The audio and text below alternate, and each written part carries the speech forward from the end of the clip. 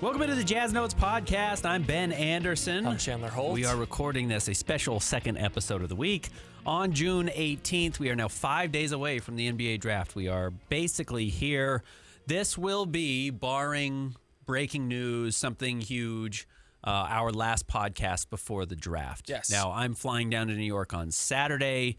If something crazy happens, Jazz get involved in a trade, news breaks, someone's not doing something, someone is doing something, I think there's a chance we will record another one before Tuesday, but I'm not betting on it. That's not the plan right now, but we are certainly available in case something does happen. There is going to be full coverage of the draft on 97.5, the KSL Sports Zone, a full live show. I'm not going to be here again. I'll be in New York, but I will be doing call-ins and stuff, so you can hear me there. Chandler's going to be down at the Jazz practice facility.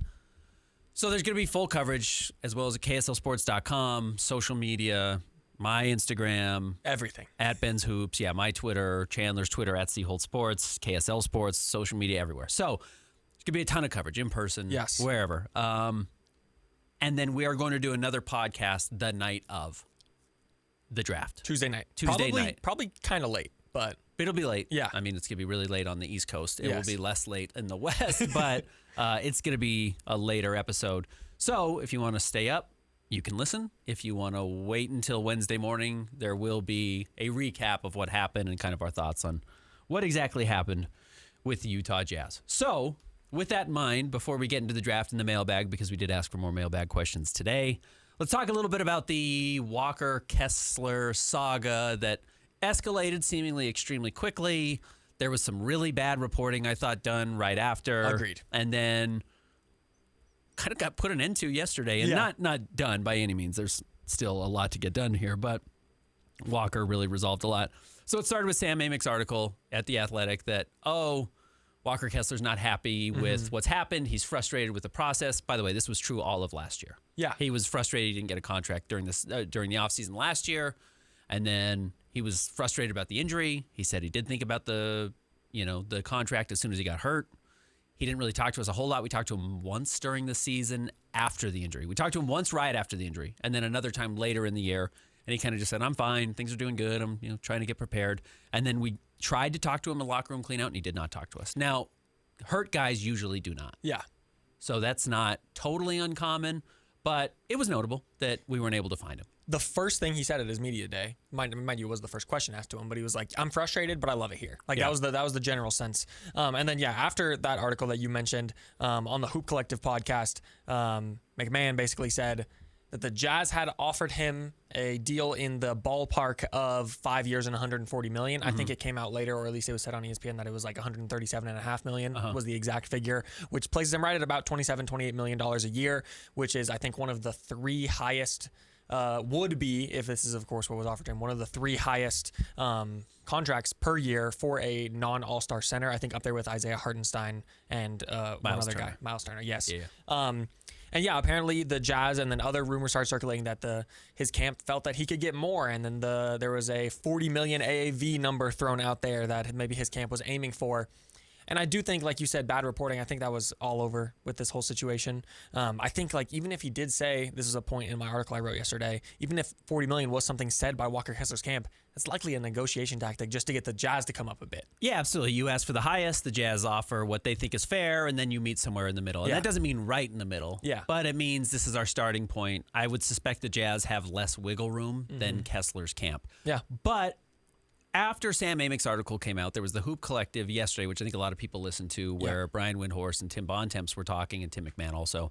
And Brian, really incorrectly, it was pretty kind of reckless of him in all honesty, just said, and he kind of just did the thing that I thought Sam Amick did a really bad tweet as well, and saying, bad optics day for the Jazz of Darren Peterson not coming to Utah and Walker Kessler being frustrated. Both can be true and not related to one another. And by the way, that's exactly the case. As I told you guys earlier this week, my understanding is the Jazz and Darren Peterson's camp have been in contact. It's not like we're avoiding the Jazz by any means. They just don't think they're going to be on the board at 2. Yeah. So again, to reiterate it. But in that podcast, Brian Windhorst said Walker Kessler doesn't want to play in Utah, trying to summarize the article from Sam Amick, and Sam Amick never said that. Sam Amick did say Walker Kessler loves being in Utah, but he's frustrated with the process. Like the exact opposite. The exact opposite. Yeah. So that was a little reckless, and of course people are going to aggregate that and run with that, but I've never heard it. And then Walker Kessler last night came out on social media and said, I want to clear the air. I love being in Utah. I want to be in Utah. Basically it. Yeah. He didn't say his deal was done. He didn't say he was going to sign this contract, but he just said, I recognize that this messaging is, painting me in one direction or one way, and it's not accurate. And that's the other thing is, like, it's kind of frustrating because it would take a simple Google search to see that for over a year. Like, this contract situation with Walker Kessler has been going on for over a year at this point. Like, he has been steadfast in his saying that he wants to stay in Utah and he loves it here. So it's like, and that's the thing that I think was great points made on the Hoop Collective podcast is that restricted free agency is almost never not a messy situation. It's inherently messy. Yes. It just is. It's the problem of the player really has zero leverage unless they want to take the qualifying offer, which again, that was other bad reporting actually by Sam Amick because he said the qualifying offer was $14 million. That's his cap hold. The qualifying offer is $7 million. Yeah. It's way less. So meaning if Walker were to, let's just say it was the Jazz's number that is reported, $28 million, by the way, I was able to confirm that is, that's the offer. Yeah. If Walker were to take a $7 million qualifying offer, he has to make up $21 million on the back end on the deal he would sign as a unrestricted free agent next summer to be back to even with what he would be passing on this year, even if he took the lowest deal that apparently we've heard so far. And by the way, again, that number comes out because that's where the Jazz are starting, and Walker's camp comes out whatever high end they want, and they meet somewhere in the middle. I will tell you, if I had to guess right now, I think this ends up like a 3-year, $100 million deal. Okay. That's just kind of my guess. Yeah. Now, I could be totally wrong. Jazz might say that's way too rich. Look, $28 million was what Miles Turner signed. Well, that was last year. And the cap has gone up, whatever, 6%. It was less than people thought, but it's gone up 6%. Well, okay, so 6% of $30 million is, $1.5 million. Okay, so that's $30 million. Like, that would be what I would do if I was the Jazz. Yeah. Say, like, okay, wiggle room, $2 more million. And now you're at 3 years and 90, or I think the Jazz want him for 5. Yeah. Like the reason Agreed. the reason this number came out is because the Jazz want people to know what this number is. Yes. And the 5-year thing is for a couple of reasons, and I don't want to step on any questions, but on the very back end of this, if Walker's signed to a $28 million average or $30 million or whatever, this is pretty cheap on the back end. Sure. 5 years from now, if the cap keeps going up 5 or 6%, suddenly $30 million is going to be really affordable. Yes. It might feel a little steep today. It will get progressively better, but it does depend on what the incremental raises are. If it starts at 25 and ends at 35, it's not as good of a discount. Yeah. If it's a flat number, great. Then it seems really cheap on the back end. If it's declining, which is pretty rare, and I know we did get some questions about that, that's great. But the Jazz, A, want to have him locked up for a long time. B, I think that's because they really believe in him. Yeah. And C, they think he can become a way better player. Yeah. Like they think at 5 years, they are betting that not only is he this player, but there's probably more they can milk out of it. Yes, and I think there's another two things that are kind of important to remember in the situation. One, this is Walker's first negotiations. I think often with how you see career arcs tend to go in the NBA, your second negotiation is going to be your biggest contract. So I do think like 5 years, $140 million for his first contract does seem fair. I do think maybe like a 3 for 90, 3 for 100. I'm pretty sure it was Jared Allen who signed a 3 for 90 extension with the Cavs that kicks in next year. I think Walker and Jared Allen is like the most comparable sort of player you can sort of get in this situation. Walker's unique. He's maybe the second best rim protector in the NBA. But also I think that something that's helpful is looking at it as instead of $30 million per year or the entirety of the contract, looking at it as a sort of percentage of the cap space that a team has. I mean, I won't do the quick math. Say Walker is 25% of the cap space with a deal. I agree with you that as the cap goes up, I think this is a good number, and for the long term is helpful because it'll be 25%. Then maybe by the end of the contract, he's at 18% of the cap. You know what I mean? Yeah. So he's probably closer to like 15%, but Yeah. regardless. And look, if I'm Walker's camp, I probably want to get to my next contract earlier. Yes. Because not just for this one, but if you do 5 years this time, let's say you do 4 years the next time, your career might be over. Yeah. If you do 3 years this time and 3 years the next time, you're negotiating your third actual negotiation, not including your rookie deal, when you're 30 years old. Yeah. Okay, you might still be in your prime at 30. Like, I want to hit those regularly, Yes. but also have enough guaranteed money that I'm like, well, if something happens, well, if my knees are bad, well, if I end up with the condition or something, I do have my $100 million in the bank. Yes. So I would be surprised if it's 5 years in the end. And I would bet the money comes up a little bit, but maybe not as much as Walker's camp wants it to come up. Yeah. So again, I just keep looking at 3 years 90, 3 years 100, somewhere in that range. And I wouldn't be surprised if that's where it ends up. But that's my guess. That is, no one's told me anything like that. And then the other part of it with Walker specifically is like, I think his agents just blew this. Like they just did a really bad job. Yeah. To come out with this frustration and for it to get to such a fever pitch, and Walker 48 hours have to walk it back and be like, I love being in Utah. It just feels like his people, whoever it is, really misplayed their hand. Yes. Speaking of which, yes, he never said he didn't want to be in Utah. But I will say saying I don't want to be here or something like that is a negotiation tactic. Like all these camps are going to throw stuff at the walls until something sticks in an attempt to get more money for your guy, right? One of those being I don't want to be here. One of those being $40 million, like overestimating how much you're worth in order to bring that offer up. So Walker coming out again, like I think it was well known that he wanted to be in Utah, but also I could see someone saying where like he sort of lost some of his power in the sort of dynamic by coming out with that post. But I do think it was needed. I do think like you started to see Jazz fans, like especially on X, turn on him a little bit, think that like started placing the blame on him. And that's why I think the bad reporting in this went way too far, because just sort of painted Walker as a bad guy, which I don't think. This is just typical restricted free agency stuff. And it's also just that time of year where like people are like, oh, he doesn't want to go to Utah. Yeah. He's not working out for the Jazz, so this guy doesn't want to go to Utah. So we're just going to, move that over to Walker Kessler as well. So by the way, the Jazz love Walker. Yes. I'll just tell you that. Now that's, I don't think that's the Jazz hurting their negotiation tactics. They've said they love Walker. Everyone knows the Jazz love Walker. Every time I've talked to anyone, they talk about Walker being on the team long term. There's a belief he's going to be on the team long term. Walker will be in Utah. Yeah. You just got to figure out the price. Yeah. And this is part of the negotiation. I am a little bit surprised it turned as ugly as it did, but I do think, unfortunately, that was a misplay by Walker's people. And I don't know who's Walker's people are. I don't know if that's his agent. I know his brothers are associated. I know there's managers associated. I don't know who was talking to Sam Amick. I don't think it was Walker directly. It may have not been his actual agent. Yeah. It may have been somebody else in camps. And camps, some people have huge camps. Some people, like Kawhi, have an Uncle Dennis. Some people have a dad. Some people have a brother. Some people have a girlfriend. Whatever, that talk. I don't know who Walker's people are, but I just think the messaging was bad. Yeah. All right. Should we take a break? Yeah, get into the mailbag. All right, let's take a break. When we come back, we'll get to your Jazz mailbag questions. Stick around. More Jazz Notes coming up next. Welcome back to the Jazz Notes podcast. Ben Anderson, Chandler Holt. Again, probably our last podcast before the draft, though that could certainly change. But we wanted to do another brief mailbag. Not that I think a ton has changed since we last talked, but I know Jazz fans are getting antsy. And again, what I would say is like truly just get on YouTube and dial up a game. Go back and watch a game. Go back and watch a BYU game. Go back and watch a Kansas game. Go back and watch a Duke game, and like feel for yourself what you're actually seeing. Yeah, because it's really easy to be like, oh, I just thought about that guy, and now I like that guy. Anyways, let's get to the questions. Starting off, we're going to combine two from Hato and Doug. Both say, who are we taking? Straight up, show your hands, Ben and Chandler. We know you know. We don't know. We do not know.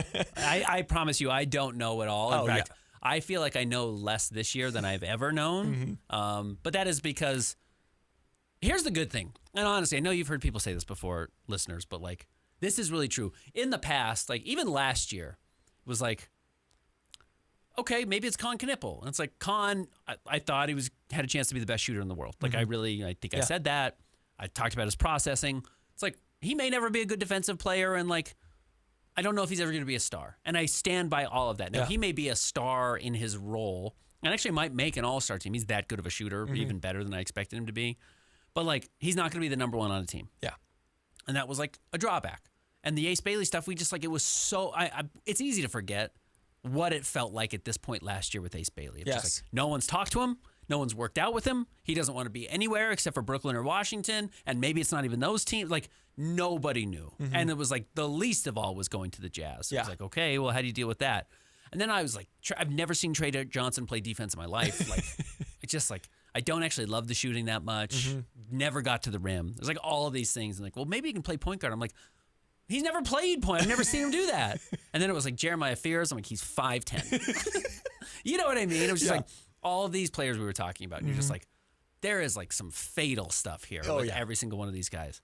I look at these three for the Jazz, and I'm just like, the reason you can sell yourself on every single one of them is because there was so much to buy. Yes. It's just like, okay, well, AJ DeBonce's 6'9" with perfect athleticism that translates to the floor, and he can dribble anywhere he wants. And like, over his last 15 games, he shot 36% from three. It's like, okay, well, that's nearly a perfect basketball player. And then the other one is Darren Peterson, who's like, okay, he's a little bit smaller. He doesn't have like the elite athleticism that AJ does, but he's one of the best shooting prospects we've ever seen. Mm-hmm. I think there's way more playmaking there than he saw at Kansas. He's the best two-way player of this group of players, and was the projected number 1 overall pick and had some cramping, and it seems like nobody's worried about the cramping anymore. Yeah. And then as Cam Boozer, it's like, yeah, he's just the greatest winner we've ever seen in the last 25 years at that level, and he's going to bring elite rebounding and passing day one. He's also a great rim finisher. He processes the game higher than anyone. Every analytics model said this is not just the best player of this class, but one of the best players we've ever seen coming into the draft. I'm just like, oh, yeah. And he shoots 40% from three. And he shoots 40% from three. Like, people are like, yeah, he might be Tim Duncan. It's like, huh. Not defensively, but you know. Yeah. So as opposed to like, you worry that you're dodging landmines when you're looking at the draft. This is just like, which treasure chest am I picking up? Yeah. And one of them's full of rubies, and one of them's full of actual gold, and one of them's full of just like pirate treasure. You're just like, well, they're all good. It's all great. You just have to hope you get the thing you like. It's like a game show, except for it's all Lamborghinis. You Yeah, just want right. the freshest You're model. like, oh, I like the red one. Yeah. So they're all great. Yeah. But along those lines, I'll let you reveal who you think ends up on the Jazz on Tuesday so night. back to the question from Doug and Hato, gut feeling of what happens. After the Darren Peterson reports, I can't help but feel like I don't know if there's a lot of weight from the team side of it. And I think that was a power play from him in his camp to just show that he really wants to be the number 1 pick. I do think it was probably more posturing than anything. Yeah. And with that said, I can't get off of AJ DeBonsa just having the tools and scoring 25 points a game and just being the number 1 pick off of that. And I do think it doesn't matter that he didn't work out here. My gut feeling is Darren Peterson is a Utah Jazz man come Tuesday.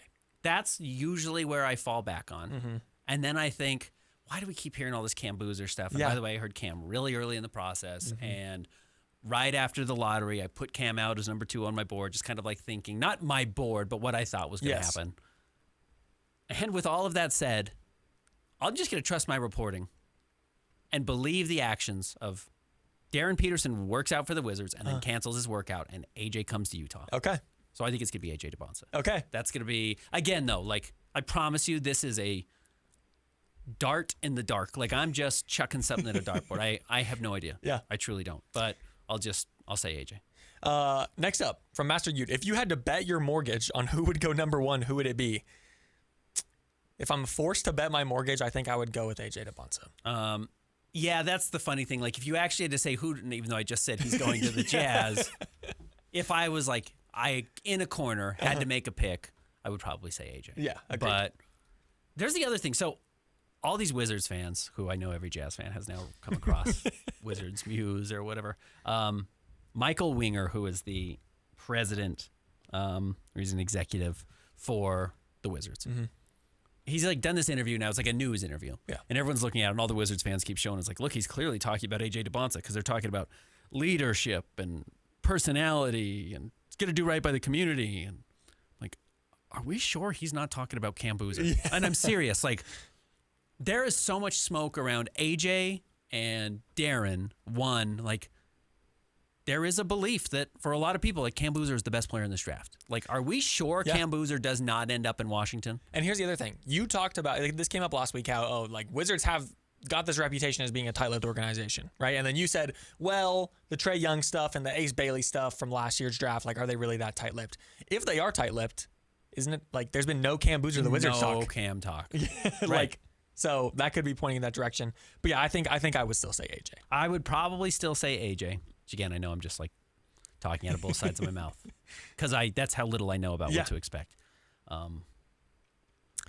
So I'm not ruling out something crazy and being like, on draft night, just like the Paolo night, the third pick jumps up to the number 1 pick and all the odds swing in his favor like 2 hours before the draft or that morning, and people are like, oh yeah, it's Cam Boozer. Yeah. Like, again, I've not heard that. But I'm just not ruling anything out, potentially being crazy. Because, again, we haven't even heard, like, the Cam Boozer workout. Like, we heard, AJ's workout was so good. Like, I think it was Clutch Points. Yeah. It was like, it's the best workout. He thinks he's going 1. And then I told you what I reported is that, like, he went to the Wizards, had a great workout. His camp canceled all of his other workouts. Like, he's going to Washington. Like, what if that's the smokescreen? Yeah. to try and get the Jazz to trade up or somebody to trade up so they can take Cam Boozer at 2. Why have I heard more about a Darius Acuff Utah Jazz workout than a Cam Boozer workout anywhere? Yeah, exactly right. Yeah. No, I'm totally with you. Yeah. There might be Cam Boozer. Here's what I have heard about Cam. I heard Cam has just killed his interviews. Yes. Like that's what I've heard. Like his like professional approach is so buttoned up and perfect that like people are buying that aspect of him. Yeah. Like what if that's what Washington is all about? What if they're like, we have Trae Young and we want Trae Young around. And we have Anthony Davis. We think there's something there with Anthony Davis, but we need a guy who's going to step in. Isn't a huge project, so Caleb Williams is out. AJ's even a little bit of a project still. I mean, they're all projects, but like the least project, want to start winning, might make the playoffs next year, and then he might be the best player in the draft. Like, what if it is Cam? If Cam ends up being the number 1 overall pick, I'm not going to be like, wow, nobody saw that coming. Yes. Like, you can start to see, like, why is nobody talking about it? It's conspiracy theory-esque, but the only leaks that you're really hearing is like, it's AJ and Darren at the top, and then you talk to everybody. And the people who are really in the know, and I mean really in the know, are like, oh, the world's always been way too sold on AJ being the number 1 overall pick. Yeah. It's just not accurate. Yeah. So, we'll see. Next up, from Matthew Wheatley, would it be likely that the Jazz would offer a deal to Walker that takes up less cap space at the end of the deal when Key gets his extension and money gets tighter, like a 32, 30, 28, 26 type of deal? Would Walker be less likely to accept such a deal? Yes. He would be less likely. And like we talked about, you probably only negotiate 3 contracts, maybe a little bit more if you're lucky in your career. And coming off of this next contract, Walker would seemingly be in the prime of his career based on how NBA, like the timeline usually goes. So if you're coming off a deal where you're making 26 at the end instead of maybe 30 or 32, then you a lot of times negotiations default to what you're coming off of in their last year. So by rule, and now there is a difference between veteran and non-veteran players, and I actually don't know like what the age limit is, like how what your tenure has to be. Yeah. But you're limited, I believe, to 120%. If you're signing an extension, if you hit free agency, you can sign for whatever. Yeah. If you're signing an extension, so a year early, I think you can only sign 120% of your previous contract, which is, by the way, why Austin Reeves is a free agent, an unrestricted free agent this year. Because if he were to sign 120% of his last contract, he was making like $12 million a year. Okay, so he's making $15 million. Yeah. He's like, no, I want to make $38 million. So he has to hit unrestricted free agency to get that raise. If you're at $24 million or $26 million because you have a declining contract and you want to sign an extension before that, well, you can only sign for 120% of your previous deal. You'd rather be coming off of a $36 million contract than a $26 million contract. Yes. That's how it works. Yeah. That's why you don't see these very often. And on top of that, he talked about like, because Keontae's extension, I think more importantly, if you're talking about a 4 or 5 year deal, you're looking at Ace and the rookie getting their extension. So, yeah. Next up from Malcolm, a handful of questions. Why is Cam's defense consistently underrated? Is it purely an athleticism thing? For context, he had the 9th best defensive rating in all of college basketball last year. Duke was a good defensive team, and they were better defensively when he was on the court. I do think it is underrated. He has great hands. Yeah. He knows where to be, and I think sometimes we overrate shot blocking and vertical rim protection with just like, oh, he's always in the right spot, and oh, he gets a lot of deflections, or oh, you don't even think you can make a pass. But when you watch him, like, it is clear the guys are not intimidated to go up against him. Yes. He also played a lot of weird zone at Duke. Like, you go back and watch, and like, he's just living in the paint because there's no 3 seconds. So he just like stands there in the paint the whole time and just like points people around, which is good. I do think he knows what's going on, but you always have to have a shot blocker next to him. You do have to have somebody to rotate over and help, which actually is fine. Like, there are a lot of guys who do that in the NBA. Maybe not a lot of guys, but there are guys who certainly do that in the NBA. Yeah. Like, Jokic isn't a particularly good vertical shot blocker. So it's nice when you have an Aaron Gordon or whoever next to him to come over as a help side defender. But you could do that with Cam. Absolutely. Yeah. I don't think that's crazy. And like, Cam is certainly a better defensive player today than AJ Bonsa is.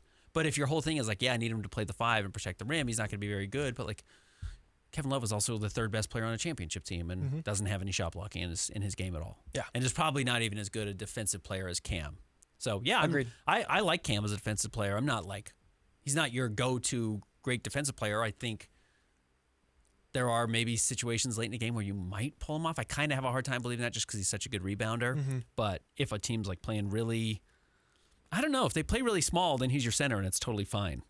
I think If Cam's they play big, he's like super strong. So I mean, again, it's just like it's hard to poke holes in his game. He's very good. I think Cam's game is kind of funny, and him as a prospect has been so maybe polarizing because I feel like all of his best attributes are some of the most underrated parts of basketball, like rebounding, strength, like basketball IQ, like knowing where to be, footwork. Like I think those are all things that he has just like not mastered, but he's like those are some of the best attributes of his game, and I think people just don't really see some of that as much. But again, you watch the actual tape, which is why I said just go watch a game. Like he just gets shots put up over him pretty regularly. Yeah. Like there are guys who are just not afraid to shoot over him, and while he's very strong, it certainly does not stop guys from getting to the paint and scoring over him. Like I do not expect him to be a great defensive player early in his career. Not bad, but not like a very good defensive player. And maybe as he gets older and really starts to learn all the tricks, like maybe he does end up making a second team defense, all defense or somewhere down the line. But no, I think he's just fine. Next one from Malcolm. For each of the top 3 guys, if you had to choose one superpower and one attribute that would turn them into a bust, what would it be? Attribute's interesting. Maybe for Cam would be like superpower would just be like basketball IQ, just like you said for Colin Knippel and him in the past, like the Intel core processor in the brain. And then attribute turn him into a bust, maybe like foot speed or something like that. Yeah, if we're just naming one thing that they have and one thing that their strength and their weakness, yeah, his IQ for Cam Boozer is what separates him. Absolutely right. And then, yeah, the inability to like, if he actually doesn't score that well at the rim because he's like, for whatever reason, too little. Yeah. Then his game becomes really 3-point heavy, and that's less important. True. For Darren, I would say shooting as his superpower, and then maybe just health for like an attribute that could turn him into a bust. I worry about his ability to get to the rim too. True. I know he did it in high school. Yeah. He didn't do it at all in college, and I tweeted this out a while ago. It's ways past now, but it's like, just because a guy did something in high school doesn't mean they're going to do it in the pros, especially if it did go away in college. Again, and the example I brought up is like John Conchar averaged 28 and 14 in high school. Yeah. It's not that. He's never that guy in college. And then he's certainly not that guy in the NBA. Patrick Beverley averaged 40 points a game in high school. Yeah. And then became a good college player and a solid NBA player. And like he had to change his whole identity to become a defensive player. I was listening to Zach Lowe's podcast. Like John Conchar came out trying to be a stretch 5. John Conchar doesn't shoot threes anymore. Yeah. Or not John Conchar. Jock Landale? No, who's the backup big now in San Antonio? Oh, Luke Cornett. Luke Cornett. Yeah. Excuse me. Luke Cornett came in as like a stretch 5. Yeah. And then got rid of the 3-point shot. Now he's just like, backup big rim protector. Yeah. It was like pretty solid. So just because a guy did something in high school doesn't necessarily mean they will get there. And it's like, if Darren doesn't learn how to like negotiate when help comes, the double team comes and know how to either navigate that or just like kind of freeze up and wants to be really mid-range heavy, that becomes a problem. But do I bet on that being the case? I don't. Like, I think he'll figure out how to get to the rim. And then, health is obviously key for all these guys. For AJ, I would say like footwork and then just like work out of the post, which is like so specific, but that's like one of my favorite parts about his game. And then for a weakness or an attribute, if he never really comes around as a decision maker. Like you see like Stephon Castle had so many like crazy high turnover games in the playoffs. Like I could see AJ DeBonta being kind of turnover prone early in his career, and I think that's something he might need to figure out. I just think the combination of size and athleticism is the superpower. True. That's it. Yeah. There are just not a lot of 6'9" players who are that coordinated, who can dribble and then also jump that high. Like Derek Jones for the Clippers is about that size. He's not that heavy, and he can really run and jump better than anybody, but it's not all that like fluid with the ball in his hands, and he doesn't dribble. Yeah. Okay, so that's a real problem. Like he can't get somewhere with the ball in his hands. So the athleticism is reserved for putbacks, alley-oops, et cetera, dunker spot things. AJ brings that athleticism from the perimeter in, which is so unique. It's why he's so special. And then the feet on top of it, and that he can rise and burst from wherever he is off his feet is just really crazy. He's just, again, as I try and go through these guys, and we're talking about the 3 treasure chests and how good they all are, I do keep coming back to like, I think AJ's the best. Yeah. I actually do. And I know that's like kind of uncouth right now because it seems like there's the diehard Boozer people and there's the like, well, Darren was the top coming out of high school. I'm just like, I don't know, man. I just watch them and I'm just like, every time I want to like dismiss AJ and like watch with a skeptical eye, it's like, pivot, lefty hook, like off the backboard. I'm just like, oh, he just scores in every way. Yeah. And oh man, what game was I watching the other day? I can't remember which game I was watching the other day. And I just like paused it and there are 4 guys on defense literally pointing at him. He's off ball. Yeah. He's on the other side of the court. There's 4 guys pointing at him, and his guy is face guarding him. Like, everything was AJ. Yeah. It was all pointed towards AJ, and I'm just like, what happens with all of these guys when they're no longer the best player on the court? Like, these guys are going to be so happy. Oh, yeah. Wherever they go, and especially if they come to Utah. Yeah. Like, Keontae George is next to me, and he's the 4th best player, on the floor. Like, Walker's probably going to be the 4th best player on the floor, but like, my first time on the court, Lauri Markkanen is a 7-foot shooter who you can't leave at all. Jaren Jackson Jr. is the best player on the team. Walker, if you move, he's going to dunk it. Yeah. And then Keontae George can do everything I can do, but better. Yeah. At this point. Yes. It's like, my life is going to be so easy. Oh, I'm going to have space for the first time in my life. And they're going to have rookie issues. Yes. But again, these guys are so not Mike Brown or like Cody Williams or some of these guys who have so much to learn when they get in the NBA. It's going to be totally different for these young guys who are so much more ready for the NBA than anyone the Jazz have drafted recently. Speaking of that, positive Jazz guys, say the Jazz didn't win the lottery and had the 7th pick. Would the assets they sent to Memphis for JJJ be enough to move up to number 2? No. Because think about it, that you sent that to get Jaren Jackson, who's awesome, former defensive player of the year, but I think... You can't trade Jaren Jackson for number 2. Yeah, exactly. Yeah. Next up from Garth. What chances does Utah have... I wonder if you might be able to get up to 4, maybe 4. I don't know if anyone's given up. But again, my hot take here now is I won't be surprised if Chicago does something crazy. Yeah. Speaking of which, I had this thought today. Imagine if Cooper Flag didn't reclassify. The absolutely. Clippers would be getting Caleb Wilson at 5. Yeah, like crazy. Yeah, it's crazy. Cooper was almost in this draft. From Garth, what chances does Utah have in making the playoffs next year? Should we count on them in the play-in, or should they be top 6? I will say play-in.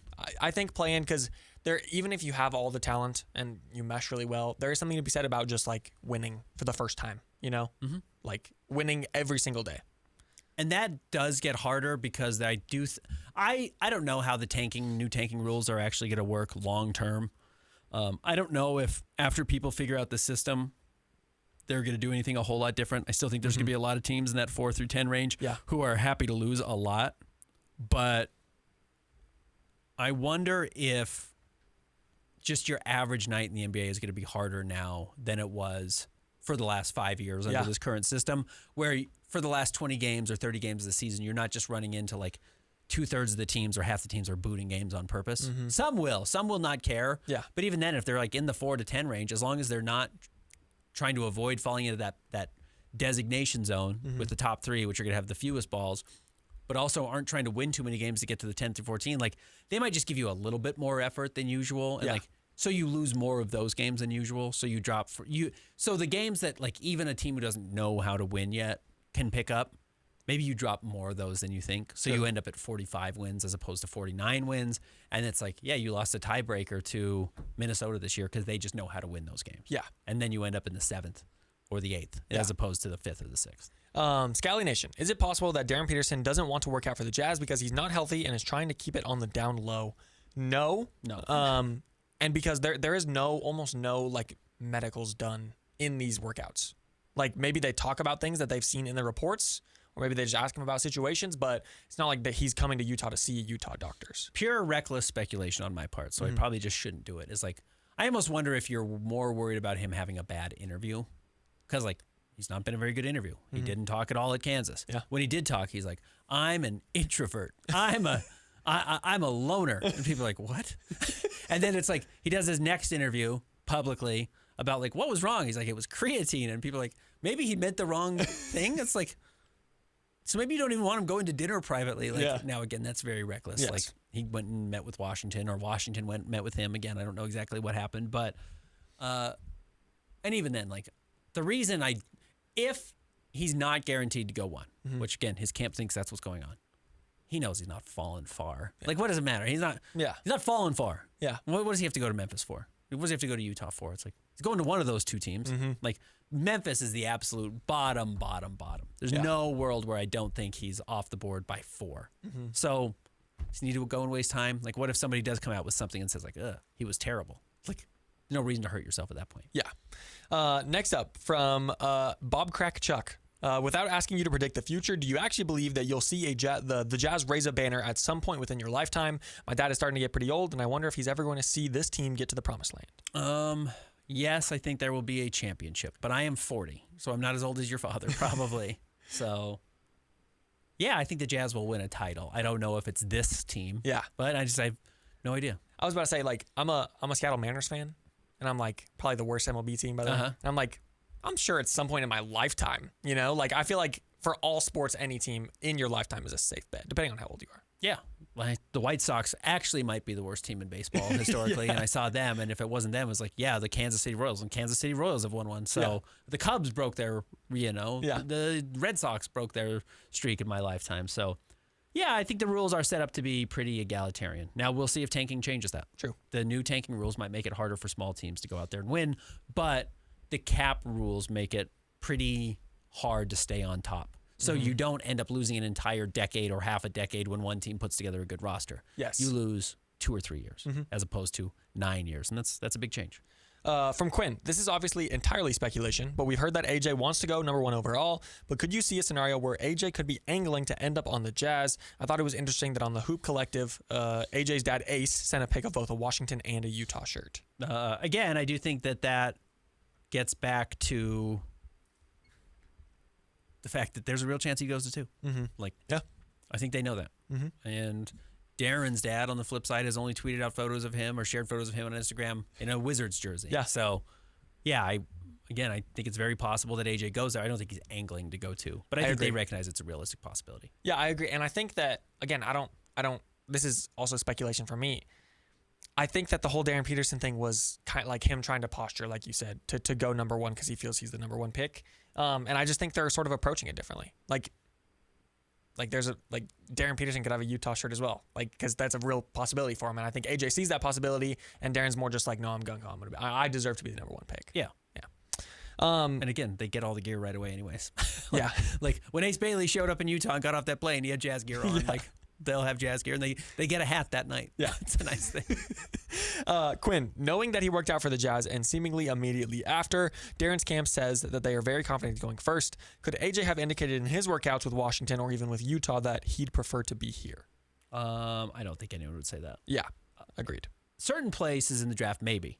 Certain places in the draft. And if that's the case, if you're going to say something, you probably just don't go work out for a team. Yeah. Like if you're 15 and you have no interest in going to the team drafting 15, just don't go there. Yeah. That's an easier way to do it. And even then, they can still draft you. Yeah. But by the way, I want to correct this on Quinn. He says, knowing that he worked out for the Jazz and seemingly immediately after. Oh, he's talking about AJ. Yes. All right, I was going to say, yeah, Darren obviously did not work out. Okay. Next up from Jazz Nation News. If you were a betting man, do you believe the Utah Jazz will strike a deal and secure a second-round draft pick in the 2026 draft, or even perhaps obtain a player who was selected in the second round by a different team during the draft? As of now, Jazz don't have a second-round pick. Jazz, let me pull up my Jazz draft pick tracker that I have at kslsports.com because I want to see how many future seconds they have. I think it's like 11. Yeah. 11 future second-round draft picks. And those things fly around a little bit here. My conspiracy theory brain was if, I don't know if you say his name, Henry or Henry Visar, who played at North Carolina. If you watched Caleb Wilson play, you've seen him. He had 2 really quiet years at Arizona to start his career. And then he transferred to North Carolina this season. He didn't play. He redshirted his sophomore year. So he's 22. He's a little bit older. But you watch him this year, he averaged 17 points, 8.7 rebounds, 1.2 blocks. He's not like a good rim protector. He did shoot 42% from 3 on 3 attempts a game, and people talk about him slipping to the second round. Like, I almost wonder if you draft him in the second round and say, like, flyer on a big that might be there. Yeah. Like, emergency depth. Something happens with Walker. Pressure Walker. Like, there's a guy there now coming in.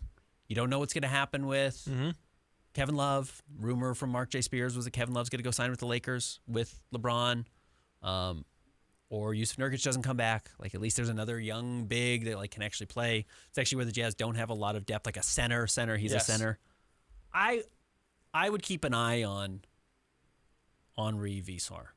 And that's just like a total guess on my point. Just like a 5 that steps out and stretches the floor. If you don't, and again, the Jazz expect Walker to be back. But like, if Walker isn't a 3-point shooter next year, probably doesn't have to have your own version of Jalen Williams, not brother of Cody Jalen Williams, but other Jalen Williams of like, let's take a flyer on a big who might be able to shoot. Yeah. And if for 5 minutes a night, 10 minutes a night, at some point we need a guy to step out and play 5 out, we might really like that. That's a name I would keep an eye on. Yeah. Just for my personal board, but like every time I watched him, I was like, this dude is good. This dude can really play. And again, he's one of those things that the Jazz are going and watching Caleb Wilson film and going and watching everything.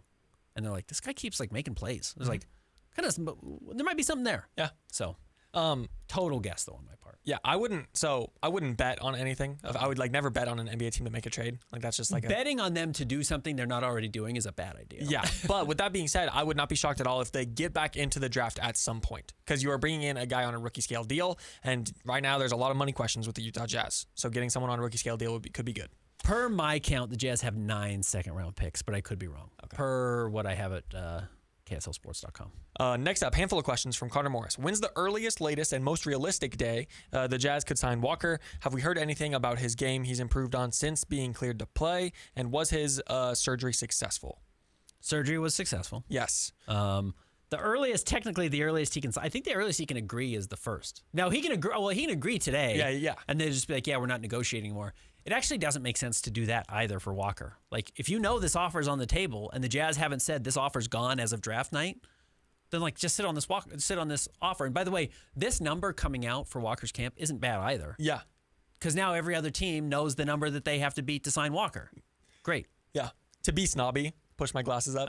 The earliest and most likely day would be July 6th when like deals become official in the NBA. Like that's when deals can actually be agreed upon and like it will probably come out before that. So to answer it in terms of when will the news come out that there is like a shake of hands agreement, could be like earliest could be today. Like sure that Walker's going to take the deal. I wouldn't be surprised if this is like training camp. Yeah. In all honesty, like before the deal actually gets signed, like it doesn't have to. You can wait until I think it's like October 30th or something to sign this deal. Maybe it's the last day before the regular season starts. So maybe it's like October 10th or something, but there is that later date in October when all the deals have to get done by. Yeah. It doesn't need to be done anytime particularly soon. So I'm not holding my breath waiting for it to get done. Yeah, agreed.